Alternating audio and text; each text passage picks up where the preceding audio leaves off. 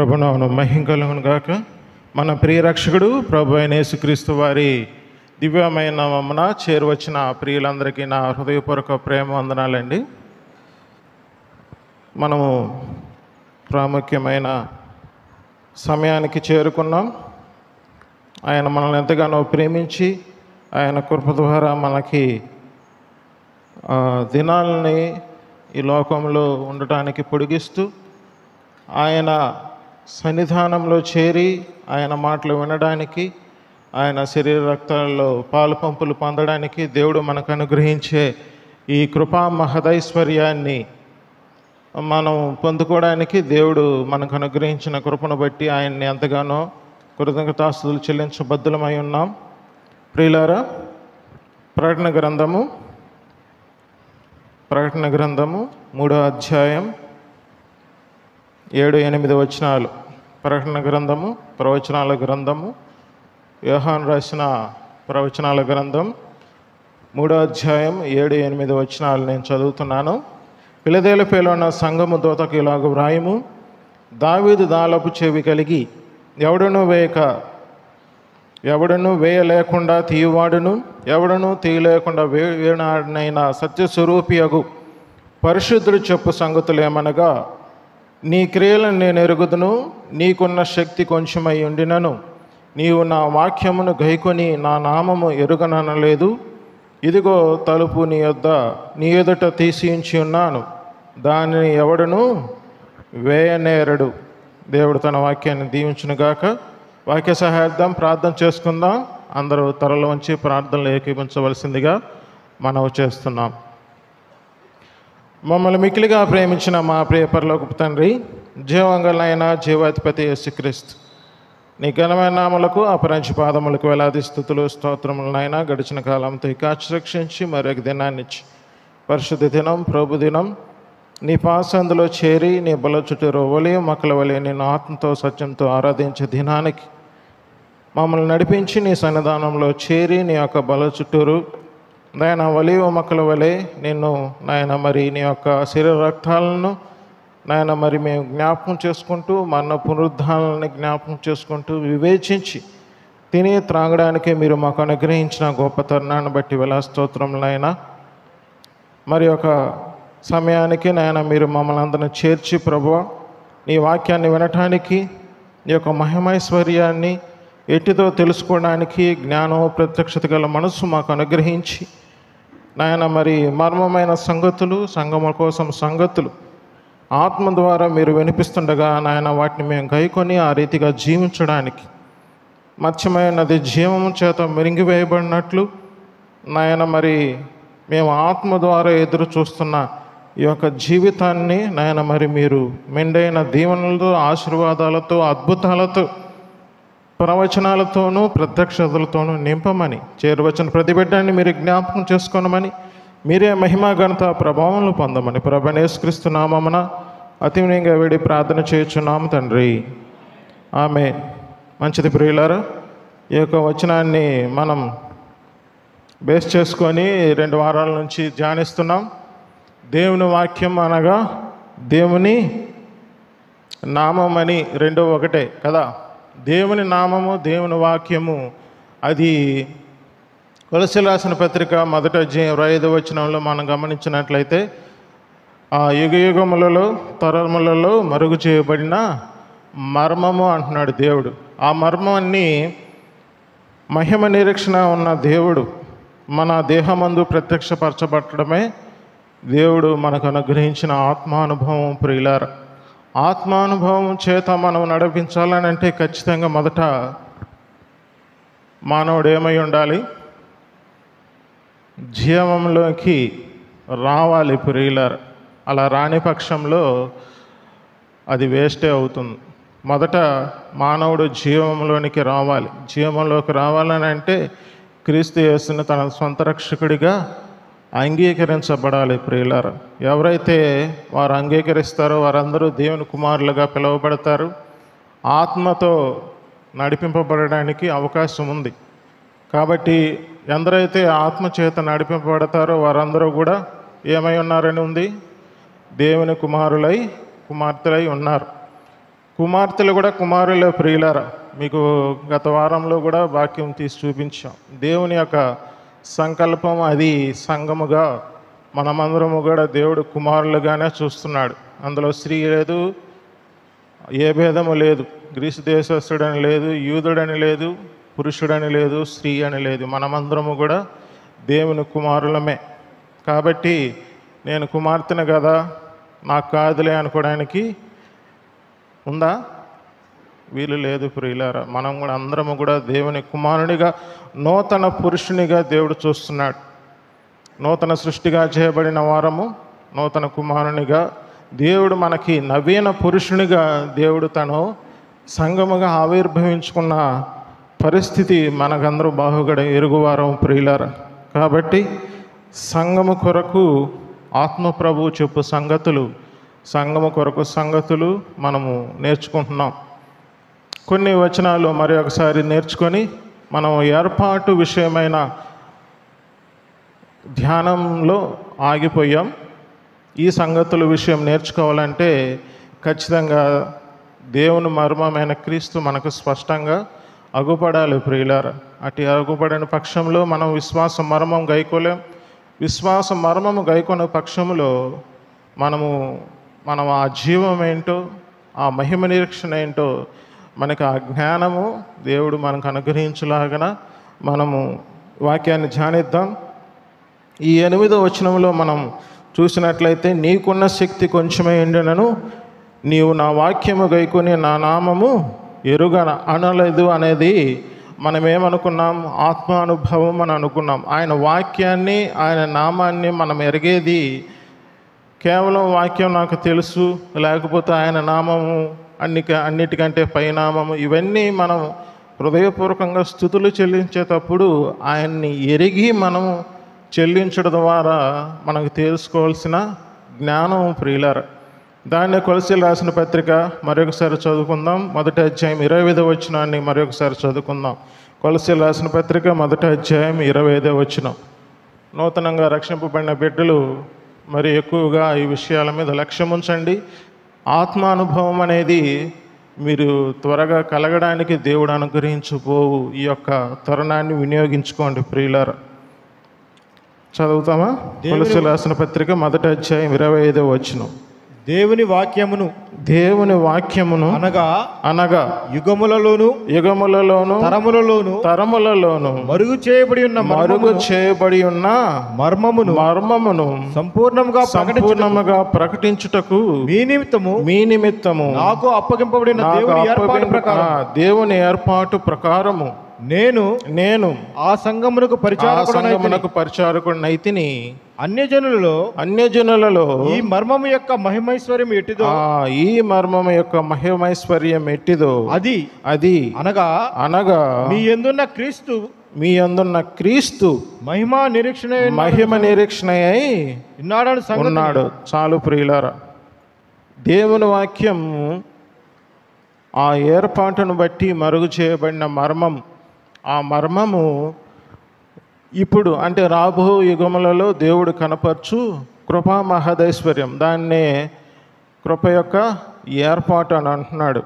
అది ఈ మర్మం యొక్క మహిమైశ్వర్యము అనగా మన యందున్న క్రీస్తు మహిమ నిరీక్షణయే ఉన్నాడు. మనం ఒక వచనం చదువుకొని దాన్ని బేస్ చేసుకొని ఆత్మానుభవం చేత మనం ఈ యొక్క మర్మాన్ని ఎలాగా, ఆ మహిమైశ్వర్యాన్ని లేకపోతే మహిమ నిరీక్షణ ఎలా కనుగొనాలో మనం నేర్చుకున్నాం. గత వారం తెస్సలోనికీయులకు రాసిన 1వ పత్రిక 5వ అధ్యాయం 23వ వచనంలో అక్కడ సమాధానకర్తగా దేవుడే మనల్ని సంపూర్ణంగా చేసి ఏం చేస్తున్నాడు? ఆత్మ, జీవము, శరీరము, ఈ మూడిటి ద్వారానే మనకి దేవుని యొక్క మహిమని కావచ్చు, దేవుని యొక్క మహిమ నిరీక్షణ కావచ్చు మనం కనుగొనగలవారం. అంటే ఆత్మ హృదయములో, దేవుని ఆత్మ మన హృదయంలో నివసిస్తున్నప్పుడు, మన ఆత్మ ద్వారా దేవుని ఆత్మ లింకప్ అయి ఉన్నప్పుడు, లేకపోతే మింగిల్ అయినప్పుడు, లేకపోతే కొరింథీయులకు రాసిన 2వ పత్రిక 6వ అధ్యాయం 18వ వచనంలో మనలో నివసించు ఆత్మ మన ద్వారా లేకపోతే మన యందు సంచరిస్తున్నప్పుడు, ఆ ఆత్మ ద్వారా కలిగిన దేవుని మహిమ ప్రత్యక్షత, ఇదే 2 కొరింథీయులకు రాసిన పత్రిక 4వ అధ్యాయం 4వ వచనం 5వ వచనములో ఆ సువార్త ప్రకాశం, దాన్ని ఈ కొలస్సీయులకు రాసిన పత్రిక 1వ అధ్యాయం 23వ వచనంలో సువార్త వలన కలుగు నిరీక్షణ అన్నాం. ఈ నిరీక్షణ ద్వారా కలిగే విశ్వాసం, అది మన దేహమందు ప్రత్యక్షపరచబడాలి.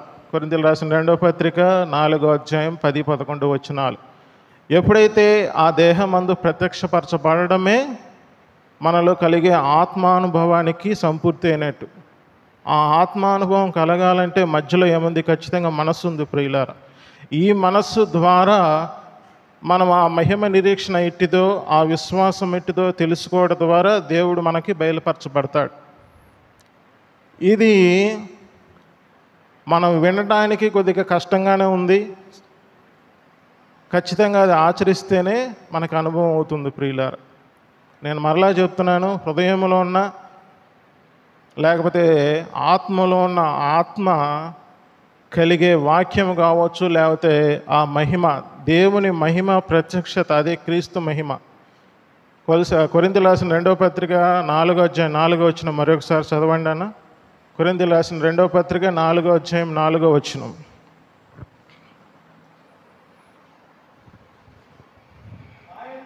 నా యందు ఏ దోషమును కానరాదు, ఆ అయినను ఇందువలన నీతిమంతుడిగా ఎంచబడను. కొరింథీయులకు రాసిన 2వ పత్రిక 4వ అధ్యాయం 4వ వచనం అన్న. దేవుని స్వరూపి అయి ఉన్న క్రీస్తు మహిమను కనపరచు సువార్త ప్రకాశము. చాలా 5వ వచనం. అంధకారములో నుండి వెలుగు ప్రకాశించును గాక అని పలికిన దేవుడే తన మహిమను గూర్చిన జ్ఞానము యేసుక్రీస్తునందు వెల్లడిపరచుటకు మా హృదయములలో ప్రకాశించెను. 10వ వచనం.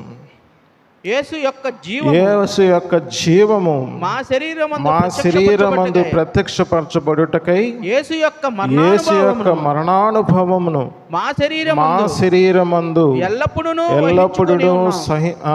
వహించుకొని పోచున్నాము.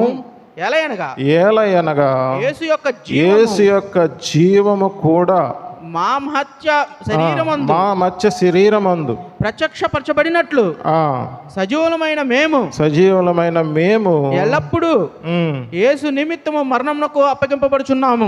చాలా 5వ అధ్యాయం 4వ వచనము. 5వ అధ్యాయం. ఈ గుడారములో ఉన్న మనము భారము మోసుకొని మూలుగుచున్నాము. ఇది తీసివేయడం కాదు గాని మత్స్యమైనది జీవం చేత మృంగివేయబడినట్లు ఆ నివాసము దీనిపైన ధరించుకొని కోరుచున్నాము. చాలు ప్రియులారా, ఇవన్నీ మనం పరిశీలించినట్లయితే ఆత్మ వెలుగులో దేవుడు మనకి కలిగించే ఆ హృదయములో ప్రకాశం, అదే దేవుని మహిమ ప్రియులారా.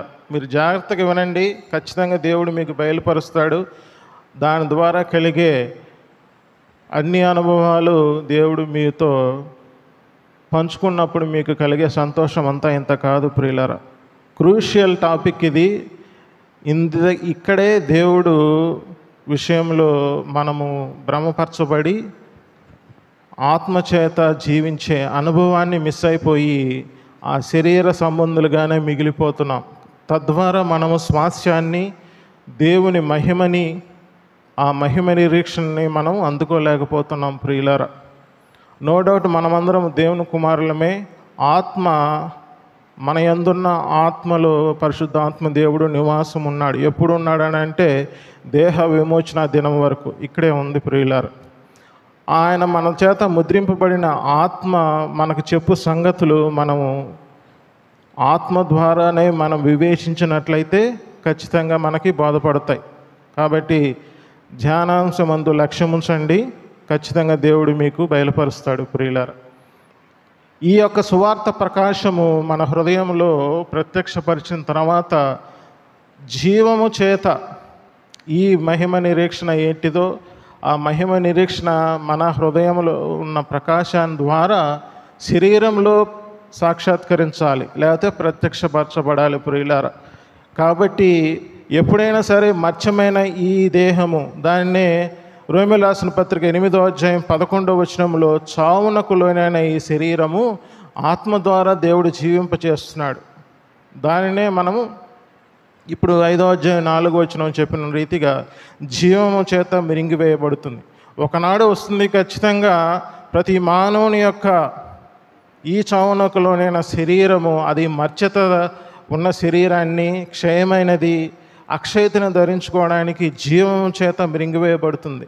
దానినే కొరింథీయులకు రాసిన మొదటి పత్రిక 15వ అధ్యాయంలో అది మరణము మింగివేయడం అనేది చూస్తున్నాం. మరణాన్ని మింగివేస్తుంది. అంటే ఈ మత్స్యమైన శరీరాన్ని జీవము మరణముని మింగివేస్తుంది, మరణాన్ని లేకుండా చేస్తుంది ప్రియులారా. అది మనం ఆత్మానుభవం కలిగిన బిడ్డలము.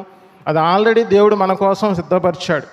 కానీ ఈ చావునకు లోనైన శరీరాలను కూడా జీవముతో మనము శరీరాన్ని నిరర్ధకం చేస్తూ, శరీరానుసారమైన మనస్సుని దూరం చేస్తూ, ఆత్మానుసారమైన మనస్సు ద్వారా మన హృదయాన్ని, లేకపోతే మన శరీరాన్ని, లేకపోతే మన దేహాన్ని జీవముతో నడిపించడమే దేవుడు కోరుకున్న ఈ నేడు అను సమయంలో దేవుడు మనకు అనుగ్రహించిన జీవితం ప్రియులారా. దానినే యుగములో తలనములో మరుగు చేయబడిన మర్మం అంటున్నాడు. ఆ మర్మాన్ని కృప విషయమైన ఏర్పాటు అంటున్నాడు ఎఫెసీయులకు రాసిన పత్రిక 3వ అధ్యాయం 2వ వచనంలో. ఆ ఏర్పాటు ఎరగడం ద్వారా ఖచ్చితంగా ఈ మర్మాన్ని, ఆ మహిమ అంటే జ్ఞానముగా మనం పొందుకుంటాం ప్రియులారా. కాబట్టి దేవుని వాక్యం అని అంటే అది మర్మం అంటున్నాం. ఆ మర్మాన్ని దేవుడు మహిమైశ్వర్యం ద్వారా మనకి ప్రత్యక్షపరచబడాలని అంటే మనం ఖచ్చితంగా ఆత్మానుభవం చేత ముందుకు సాగాలి ప్రియులారా.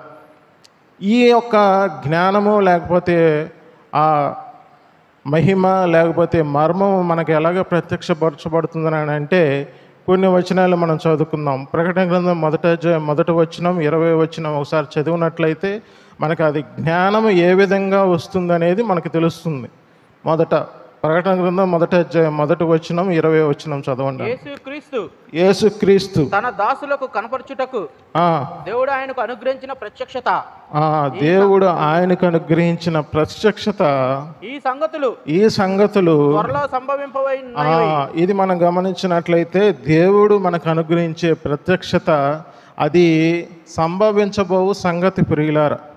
దేవుడు మనకు అనుగ్రహించిన ప్రత్యక్షత అది సంభవించబో సంగతి. సంభవించిన తర్వాత దాంట్లో నుంచి మనము మెలకువలు లేకపోతే జీవాన్ని కనుగొని వెతికిలాడే జీవితం మానవుని జీవితం కాదు, అంటే విశ్వాస జీవితం కాదు ప్రియులారా. మనకేదో ఒకటి సంభవించింది, ఆ సంభవించిన దాంట్లో నుంచి మనం పర్ఫెక్షన్ పొందాలనేది కాదు. సంభవింపబో సంగతులు ముందుగా సంగము ద్వారా ఎరిగి ఆ జ్ఞానాన్ని మనం పొందుకోవడమే విశ్వాస యొక్క మనుగడ లేకపోతే జీవం ప్రియులారా. మనకు ఒక విషయం తెలిసింది, సంభవించిన తర్వాత దాంట్లో నుంచి వెతుకుతూ ఉంటాం. చాలామంది అవే చేస్తున్నారు ప్రియులారా. మనం ఒక విషయం సంభవించగానే అదిగో ఆ సంభవించింది కాబట్టి మనం మెలకువగా ఉండాలి. దేవుడు మనకి చెప్పలేదు ముందుగానే మెలకువగా ఉండమని. అంటే అదే భ్రమ ప్రియులారా. వెలుగుదూత వేషం వేసుకొని సాతానుడు ఏం చేస్తున్నాడు? నీతి పరిచారకుల వేషం వేసుకొని చేస్తున్న తప్పుడు బోధ ఇది. మనము సంభవింపబోవు సంగతులు నేర్చుకోవాల్సిన స్థానంలో ఉన్నాం. ఆ విషయం మీరు గమనించండి. సంఘము ద్వారా మనకు ముందుగానే తెలియపరచబడాలి, ఫలానా వస్తుంది, మనం దాని విషయంలో మనం ఇప్పుడే జాగ్రత్త పడి ఉండాలి. మనము ద్వారా లోకానికి మనం ఎవరము మహిమైశ్వర్యము జ్ఞానము కలిగిన బిడ్డలము ప్రియులారా. మన యందున్న క్రీస్తు మహిమ నిరీక్షణ అదే మనకి దేవుడు శరీరంలో ప్రత్యక్షపరచబడాలని సంఘము ద్వారా ఎదురు చూసే సంగతులు ప్రియులారా. అది సంభవింపబో సంగతులు. ఆత్మ ద్వారా సత్యస్వరూపైన ఆత్మ మనకి నా వాటిలోనే తీసుకొని ఆయన వివరిస్తాడంటున్నాడు. అవే సంభవింపబోవు సంగతులు. యోహాను సువార్త 16వ అధ్యాయం 13, 14, 15, 16 వచనాలు మనం గమనించగలం.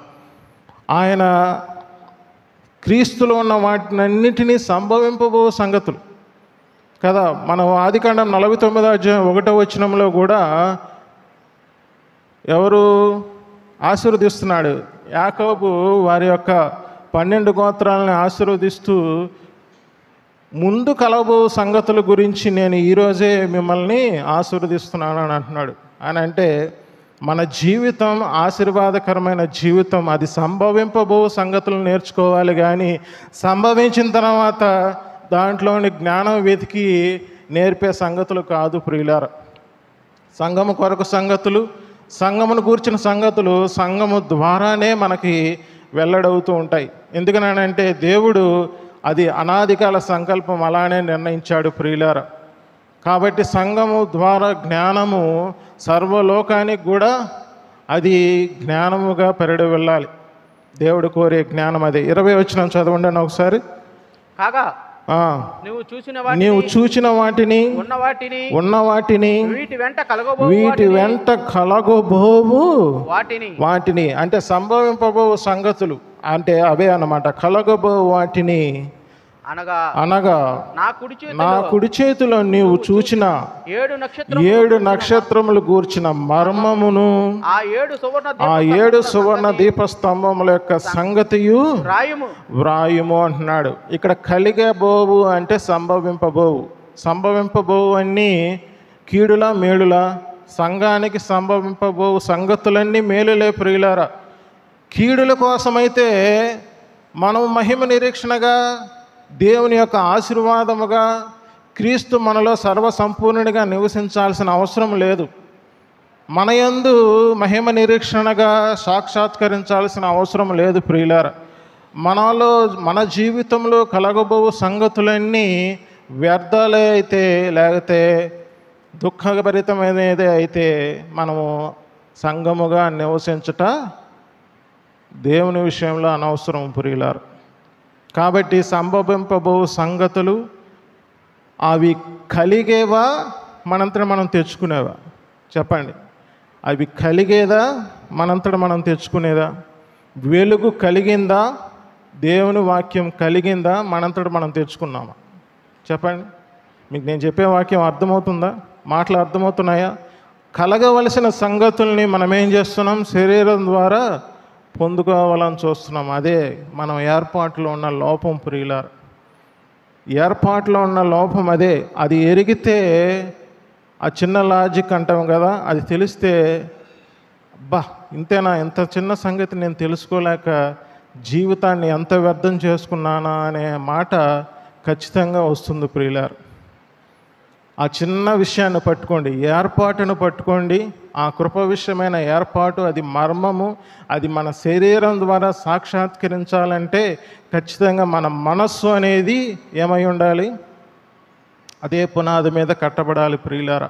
ఆ మనస్సు ద్వారానే ఇది ఏమవుతుందో, ఇది నిజమేనా అనే భ్రమపరచు ఆత్మ ద్వారా మనస్సు ఏమవుతుంది? శరీరంలో సాక్షాత్కరించాల్సినవి, ప్రత్యక్షం అవ్వాల్సిన ప్రతి విషయాన్ని, జీవము కావచ్చు, లేకపోతే మన యందున్న క్రీస్తు అని అంటే 5 వచనాలు 19-20 వచనంలో క్రీస్తునందు సర్వసంపూర్ణత ప్రియులారా. మన యందున్న క్రీస్తు సర్వసంపూర్ణత అయితే మహిమ నిరీక్షణ అయి ఉన్నాడు అనేది దేహమందు ప్రత్యక్షపరచబడు ఆత్మానుభవం. అర్థమవుతుందా? మన యందున్న క్రీస్తు మనలో ఉన్నాడు, దేవుని ఆత్మ మనలో ఉన్నాడు అని అంటే మనలో నివసిస్తున్న క్రీస్తు సర్వసంపూర్ణత అయి ఉన్నాడు. దాంట్లో ఏమున్నాయి? స్వస్థత ఉంది, ఆరోగ్యం ఉంది, మాత్రమే కాదు ఏమున్నాయి? సమస్తం ఉన్నాయి ప్రియులారా. మీరు ఏదైనా పెట్టుకోండి, అవన్నీ ఉన్నాయి క్రీస్తులో. కానీ అది దేహమందు ప్రత్యక్షపరచబడాలంటే మధ్యలో ఏముంది చెప్పండి? హృదయము, మనస్సు, శరీరం లేక దేహం అని అనుకుంటే హృదయంలో దేవుని ప్రకాశింపబడింది.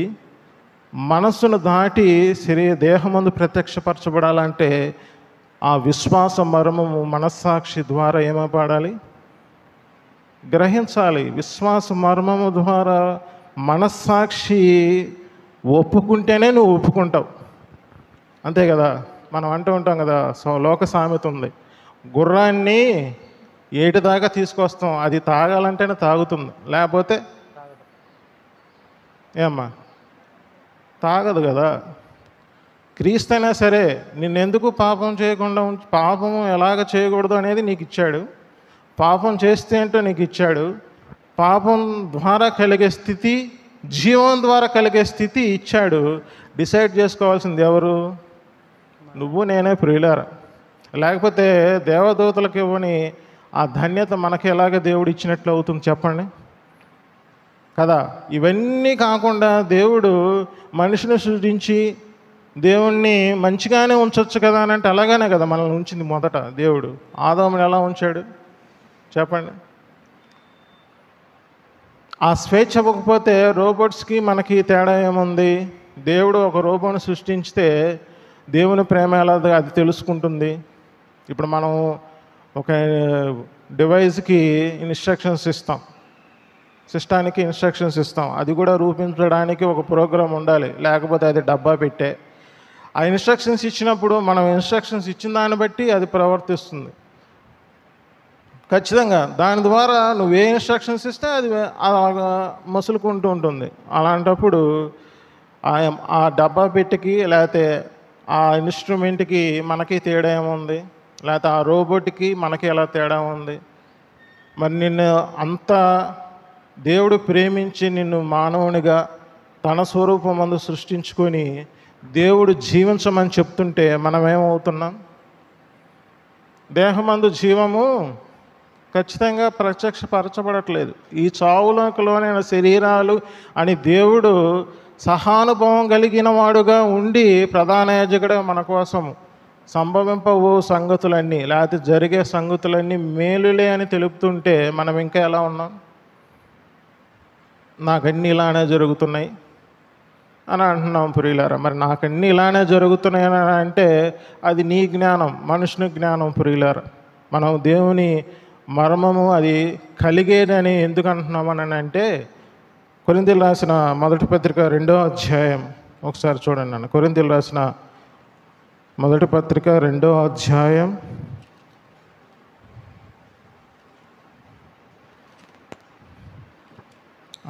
4-5 వచనాలు చదువు. మరియు బలహీనతతోనూ భయముతోనూ ఎంతో వణుకుతోనూ మీ యొద్ద ఉంటిని.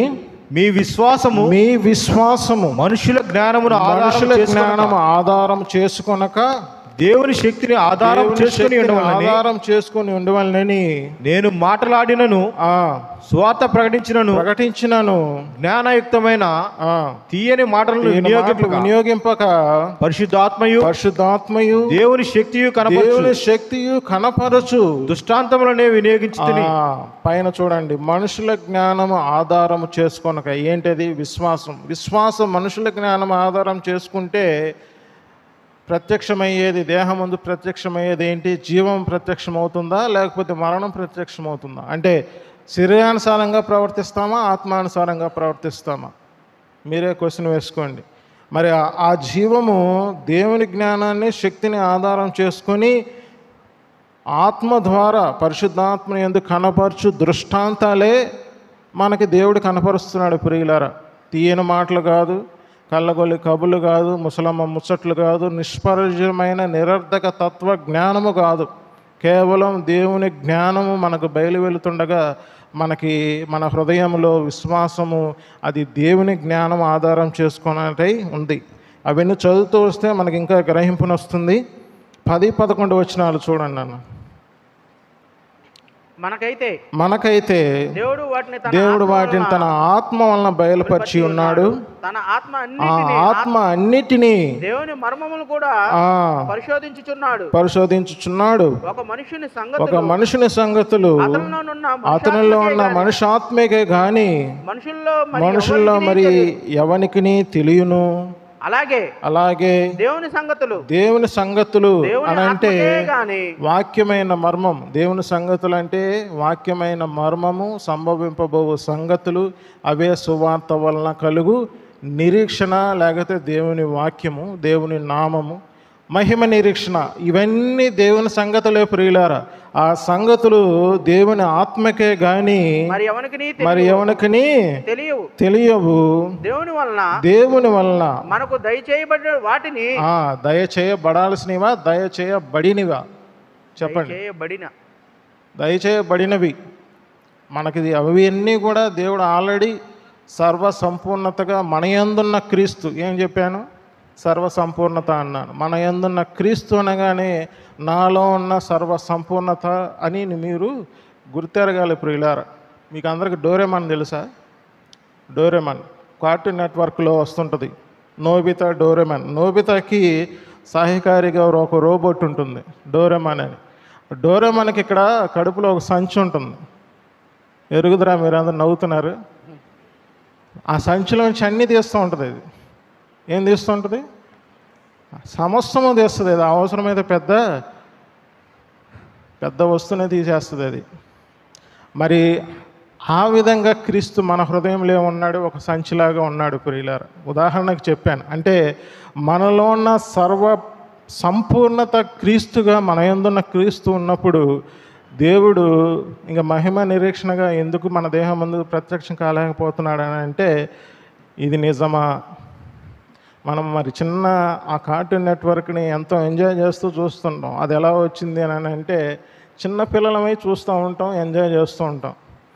కానీ నిజస్వరూపముగా దేవుడు మన యందుండి ఆ సర్వ సంపూర్ణత మనలో నివసింపజేస్తూ ఉంటే ఇంకా మనం ఆ చావునకలోనైన శరీరము ద్వారానే మన జీవాన్ని మనం అంగీకరించట్లేదు ప్రియులారా. నేను చెప్పేవి అర్థమవుతున్నాయా? ఇంకా ఎంతకాలం అని చెప్పేసి మోషే గురించి, అబ్రహాం గురించి, అబ్రహాం యొక్క అడుగుజాడలు, అబ్రహాము ఈ రీతిగా అయ్యాడు, ఆ రీతిగా అయ్యాడు, నువ్వు అలాగున్నావా? ఏసేపు యవనస్తుల గురించి అయితే ఏసేపు యొక్క వాటిని నేర్చుకుని నువ్వు అలాగున్నావా అని అంటే వాటన్నిటి విషయంలో కదా మనకు కనపడాల్సింది ఎవరు? ఆ మహిమ నిరీక్షణ అయిన క్రీస్తు కనబడాలి. నువ్వు అబ్రహాం గురించి స్కాలరు కావచ్చు, కానీ దేవుని మహిమ నిరీక్షణ అయి ఉన్నాడన్న విషయాన్ని మన హృదయంలో బోధపరుచుకోవాలి ప్రియులారా. అవన్నీ రాంగ్ అని కాదు, అవన్నీ తప్పుడని కాదు, విమర్శించడం కాదు, కానీ మన యందున్న క్రీస్తు మహిమ నిరీక్షణ అయి ఉన్నాడు అనేది మనం గుర్తెరగాలి. ఆ జ్ఞానం అంతా కూడా మనుషుని జ్ఞానం ఆధారం చేసుకోకూడదు. ఆ జ్ఞానము ఆత్మ బయలుపరచు సంగతుల ద్వారా మనం నేర్చుకోవాలి ప్రియులారా. అబ్రహాం విషయంలో మనం తీసుకుంటున్నామని అంటే మనకు కనపడాల్సింది ఏది? విశ్వాసం కనపడాలి. ఆ విశ్వాసం మహిమ నిరీక్షణగా రూపొందాలి. ఆ విశ్వాసం మర్మము ఎలా గైకొనాలో మనం తెలియపరచకపోతే మనకు జీవం ఎలా కలుగుతుంది చెప్పండి? మనం ఇప్పుడు చదువుకున్న ప్రకటన గ్రంథం కావచ్చు, ఈ కొరింథీయులకు రాసిన పత్రిక కావచ్చు, మీరు పత్రికలు బాగా చదవమని చెప్తున్నాను. మీరు ఎంతవరకు చదువుతున్నారో నాకైతే తెలియదు ప్రియులారా. పత్రికలు చదువుతున్న కొద్దీ దేవుడు జ్ఞానాన్ని, ఆ మహిమ నిరీక్షణ మనకు అనుగ్రహిస్తుంటాడు. ఆ జ్ఞానము ప్రత్యక్షగల మనస్సు కోసం మీరు ఆ మాట ఎత్తి ఎవరైనా ప్రార్థన చేశారా?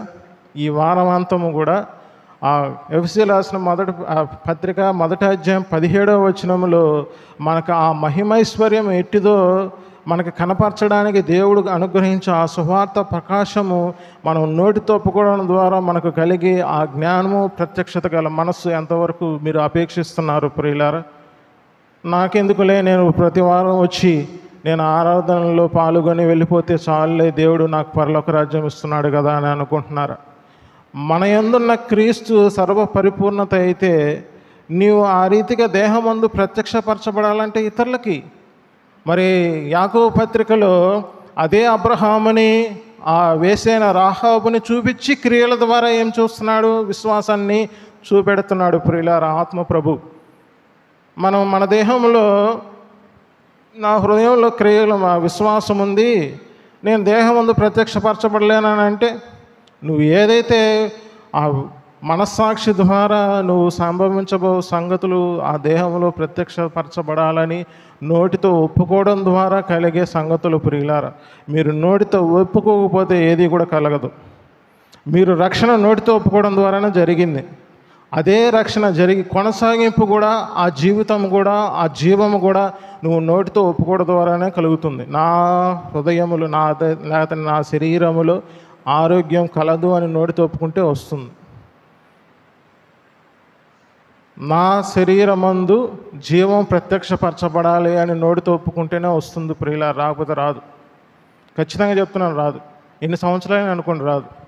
మిగతా జీవం అంతా నువ్వు ఆత్మానుసారంగా కాదు, కానీ మనిషి జ్ఞానం అంటే నీ సొంత జ్ఞానంతో, నీ స్వనీతితో అవలంబించే క్రియలే అవి.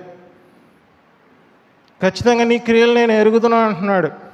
ఆత్మ చెప్పు సంగతులు. ఆ సత్యస్వరూపైన ఆత్మ మీరు నామాన్ని, నా యొక్క వాక్యాన్ని మీరు ఎరుగా అనలేదు అనడానికి మూలం ఏంటంటే మనలో జీవం ప్రత్యక్షం అవ్వాలి కదా. అది ఎంతకాలం చెప్పండి, ఎంతకాలం? 13వ వచనం చదవండి. మనుష్య జ్ఞానము నేర్పు మాటలతో గాక, మనుష్య జ్ఞానం నేర్పు మాటలతో గాక, ఆత్మ సంబంధమైన సంగతులను ఆత్మ సంబంధమైన సంగతులతో సరిచూచుచు, ఆత్మ నేర్పు మాటలతో వీటిని గూర్చియే మేము బోధించుచున్నాము. ప్రకృతి సంబంధి అయిన మనుష్యుడు దేవుని ఆత్మ విషయంలో అంగీకరింపడు. అవి అతనికి వెర్రితనంగా ఉన్నవి.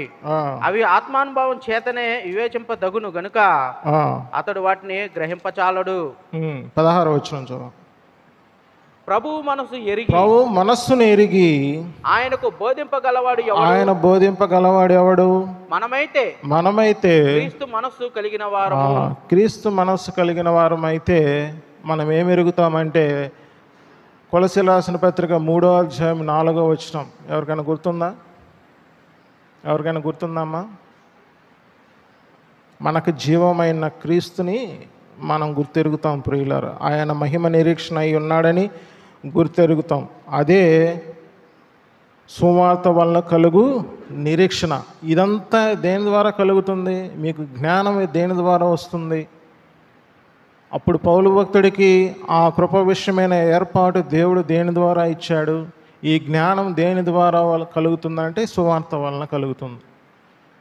అదే పేతురు రాసిన 1వ పత్రిక 1:24వ వచనంలో కూడా మీకు ప్రకటింపబడిన సువార్త ఈ వాక్యమే అంటున్నాడు. దేవుని వాక్యము మర్మముగా, సువార్తగా, నిరీక్షణగా, మనకి మహిమ నిరీక్షణగా దేవుడు మనకి ప్రకాశింపజేస్తుంటే అది జీవముగా మనకి మనస్సునందు నిలిపి దేహమందు ప్రత్యక్షపరచబడాలి ప్రియులారా.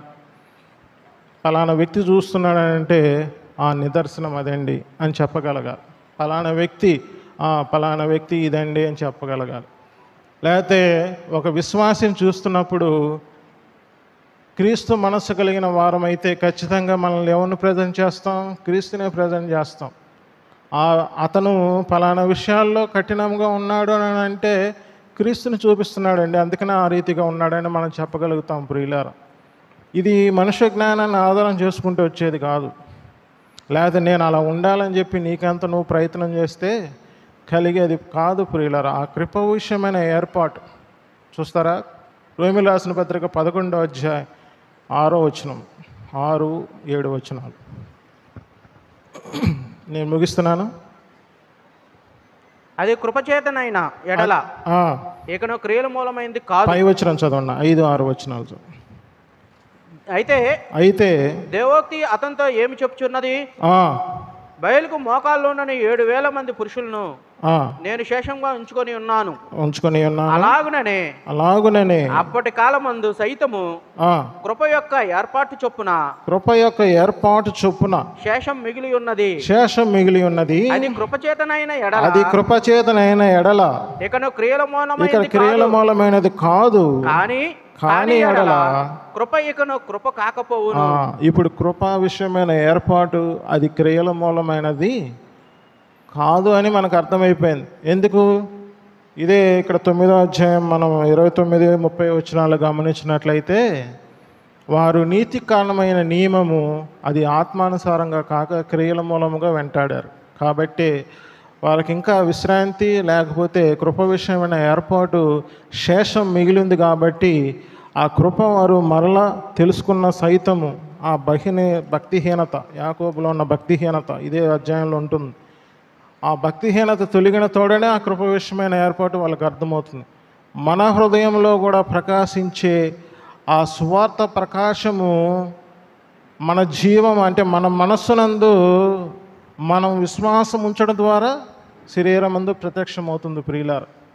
మరి నేను ఇంతగా ప్రయత్నం చేస్తున్నాను, మీకు ఎంతవరకు అర్థమవుతుందో నాకైతే తెలియట్లేదు. ఆ ప్రత్యక్షమైన తోడనే ఏమిటి బయలుపరచబడుతుంది అంటే ఇదే రోమీయులకు రాసిన పత్రిక 9వ అధ్యాయం 12వ వచనం చూస్తారా? అంతేకాదు రిబ్కా మన తండ్రి అయిన ఇస్సాకు అని ఒకరి వలన గర్భవతి అయినప్పుడు ఏర్పాటును అనుసరించి, ఇక్కడ నుంచి చదవనా, ఏర్పాటును అనుసరించి దేవుని సంకల్పము, ఏర్పాటును అనుసరించిన దేవుని సంకల్పము క్రియల మూలముగా కాక పిలుచువాని మూలముగే నిలకడగా ఉండి నిమిత్తము, మూలముగానే నిలకడగా ఉండి నిమిత్తము పిల్లలు ఇంకా పుట్టి మేలైనను కీడైనను చేయక ముందే. చాలు ఈ కృప విషయమైన ఏర్పాటు, అది అనుసరించిన దేవుని సంకల్పము, అది ఏమై ఉన్నది ఇక్కడ చాలా స్పష్టంగా ఉంది. ఒక మనిషి అంటే పిల్లలైనా ఇంకా పుట్టి మేలైనా కీడైనా చేయక ముందే అని అంటే, ఒక మనిషి పుట్టి మేలైనా కీడైనా చేయకముందే దేవుని సంకల్పం ఉంది. అదే కృప విషయమైన ఏర్పాటు. అది అనాది కాలం ముందే దేవుడు మనకి ఉంచాడు. దానిని క్రీస్తునందు ఉంచాడు, క్రీస్తులో మనము ఉంచాడు. అంటే దేవుడు ఉంచబడ్డాడు, దేవుడు మనల్ని సంఘముగా ఉంచాడు. అంటే అనాదికాల సంకల్పంలో నిర్మించబడిన సంఘం. ఆ సంఘము ద్వారా సంభవింపబో సంగతులే కానీ జరిగిన విషయాలు తెలుసుకొని మనము ఊరికి ఉప్పంగం కాదు. ఆ రీతిగా నేను ముందే చెప్పాను, అదిగో ముందే చెప్పాను, ఇదిగో ముందో చెప్పాను అని అవన్నీ మనకు తెలియవా? చెప్పండి. సంభవింపబో సంగతులను తెలుసుకొని మనం జ్ఞానం కలిగి మసులుకోమంటున్నాడు. మనిషి జ్ఞానం ఆధారం చేసుకొనక ఆత్మ చెప్పు సంగతులు ఆత్మతోనే సరిచూసుకుంటూ ఆత్మానుసారమైన జీవితం జీవించడం, అదే క్రీస్తు యేసునందు సర్వ సంపూర్ణత మనలో నివసిస్తుందని ఎరిగి ఆ మహిమ నిరీక్షణ మన దేహమందు ప్రత్యక్షపరచబడ్డాం. ఇదే ఆత్మానుభవం అంటున్నాం. దాన్నే కృప విషయమైన ఏర్పాటు. ఆ కృప విషయమైన ఏర్పాటు అది నిబంధనానుసారమైనది ప్రియులారా. నిబంధన అర్థం కాకపోతే మనకి ఖచ్చితంగా ఆ ఏర్పాటు అర్థం కాదు. ఏర్పాటు అర్థం కాకపోతే ఆ మర్మం, ఆ విశ్వాస మర్మం మనం గైకొనలేం. ఎందుకంటే విశ్వాస మర్మము అది మంచి మనసాక్షిని పుట్టిస్తుంది. 2 వచనాలు చూసి ముగిస్తాను చూడండి. తిమోతి రాసిన మొదటి పత్రిక 3వ అధ్యాయం 9వ వచనం. తిమోతి రాసిన మొదటి పత్రిక, విశ్వాస మర్మము పవిత్రమైన మనస్సాక్షితో గైకొను వారై ఉండవలను. విశ్వాస మర్మం దేని ద్వారా మనకు తేటతెల్లమవుతుంది, లేకపోతే దేని ద్వారా వస్తుందమ్మా? విశ్వాస మర్మం దేని ద్వారా వస్తుంది? మనసులోనే అనుకోండి, బయటికి చెప్పకపోయినా మనసులోనే అనుకోండి. విశ్వాస మర్మం దేని ద్వారా?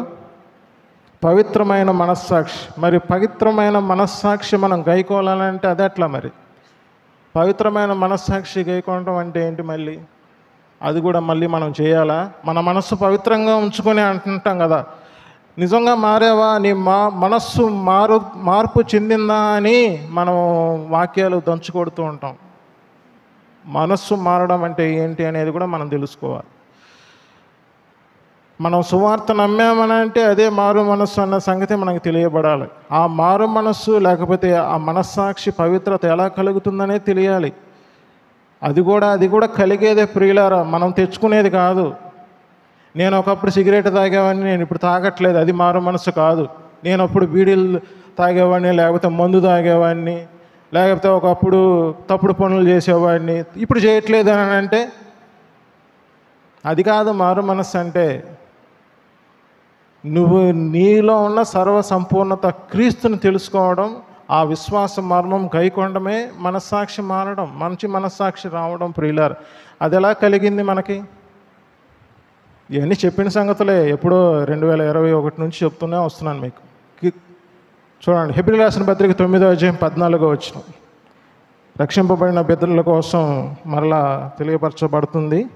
మీరు చెప్పిన సంగతులైన బోరు కట్టి వెళ్ళబాకండి ప్రియులారు. హెబ్రీయులకు రాసిన పత్రిక 9వ అధ్యాయం 14వ వచనం. నిత్యుడగు ఆత్మ ద్వారా తన్ను తాను దేవునికి నిర్దోషిగా అర్పించుకొనిన క్రీస్తు యొక్క రక్తము నిర్జీవ క్రియలను విడిచి జీవము గల దేవుని సేవించుటకు మీ మనస్సాక్షిని ఎంతో ఎక్కువగా శుద్ధి చేస్తుంది. నేను ఒకప్పుడు బీడీలు తాగేవాడిని, ఇప్పుడు నేను బీడీలు తాగట్లేదు అని అంటే అది నీ ద్వారా మనస్సాక్షి శుద్ధి చేయబడుతుంది అని అంటే నువ్వు మరలా బీడీలు తాగవని గ్యారంటీ ఏంటి? చెప్పండి. లేకపోతే ఒకప్పుడు నేను జూదం ఆడేవాడిని, పేకట బాగా ఆడేవాడిని, లేకపోతే బెట్టింగ్లు కాసేవాడిని, ఇప్పుడు నేను కాయట్లేదని అంటే అది నువ్వు ఏర్పాటు చేసుకొని వచ్చావు. లేకపోతే నేను ఏదైనా చేసి అవన్నీ పక్కన పెట్టేసి, చాలామంది రక్షణ విషయంలో చెప్తూ ఉంటారు కదా, ఏమని, అవన్నీ కొన్ని ఉన్నాయి, కొన్ని స్ట్రగుల్స్ ఉన్నాయి, కొన్ని బర్డెన్స్ ఉన్నాయి, కొన్ని బాధ్యతలు ఉన్నాయి, అవన్నీ తీరిన తర్వాత ఏమంటాడంట, వచ్చి రక్షింపబడి నేర్చుకుంటారు. కొంతమంది అయితే స్థానిక సంఘంలో ఉన్న జ్ఞానం వెతకరు, కానీ పక్క దగ్గరికి వెళ్ళి జ్ఞానమంతా సంపాదించుకొని ఇక్కడికి వచ్చి ఎంతో చక్కగా బోధిస్తారంట. అరే అవన్నీ ఏంటివి? మరి ఇవన్నీ ఉంటే నీ పక్షంగా నా పక్షంగా క్రీస్తు చనిపోయింది ఎందుకు? నిష్ప్రయోజనమే కదా. ఆ క్రీస్తు రక్తం ఎందుకు? నీకు మనస్సాక్షి శుద్ధి చేయబడేది క్రీస్తు రక్తం ద్వారా. నీకు క్రీస్తు రక్తం, నువ్వు హృదయ పవిత్రత జరిగిన వెంటనే మనస్సాక్షి పవిత్రత అనేది అది ఎలా కలుగుతుందో, అది కలిగేదని నీకు గ్రహించకపోతే ఖచ్చితంగా ఇవేవి అర్థం కాదు ప్రియులారా. ఖచ్చితంగా కృప విషయమైన ఏర్పాటు నీకు అర్థం కాకపోతే ఆ మర్మము, ఆ జ్ఞానము,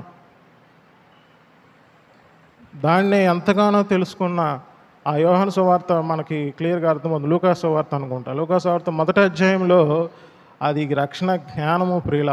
ఆ జ్ఞానము దేవుడు మనకు కలగాలని, మనకి ఉపకారము ద్వారా దేవుణ్ణి మన యందు ఉంచాడు. దాన్నే సమాధాన సువార్త అన్నాం. ఆ సమాధాన సువార్త, ఆ సమాధాన వాక్యము, దేవుని వాక్యము, దేవుని నామం. చివరిగా ఒక వచనం చదివి ముగిస్తాను ప్రియులారా. కొరింథీయులకు రాసిన 2వ పత్రిక 5వ అధ్యాయం 18, 19 వచనాలు, 19, 20 వచనాలు.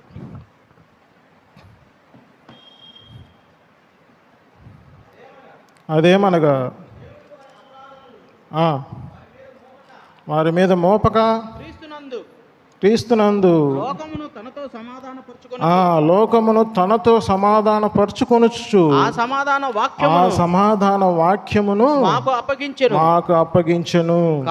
కావున దేవుడు మా ద్వారా వేడుకొనినట్టు మేము క్రీస్తుకు రాయబారులమై దేవునితో సమాధానపడుడని క్రీస్తు పక్షముగా బతిమాలుకొనుచున్నాము. ఎందుకనగా మనం ఆయన యందు దేవుని నీతి అగునట్లు పాపమెరుగని ఆయనను మన కోసం పాపంగా చేసెను. మన కోసము పాపంగా చేయబడిన క్రీస్తు. ఎవరు క్రీస్తు? ఎవరు చెప్పండి? క్రీస్తు. మన యందున్న క్రీస్తు అంటే ఏం చెప్పాను?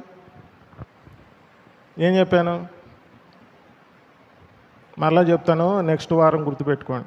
మన యందున్న క్రీస్తు అంటే కొలసీయులకు రాసిన పత్రికలో 19, 20 వచనాల్లో సర్వ సంపూర్ణత. మన యందున్న క్రీస్తు ఎవరంటే సర్వ సంపూర్ణత. మన యందున్న క్రీస్తు సర్వ సంపూర్ణత దేహంగా ప్రత్యక్షపరచబడడం అని అంటే చెప్పండి.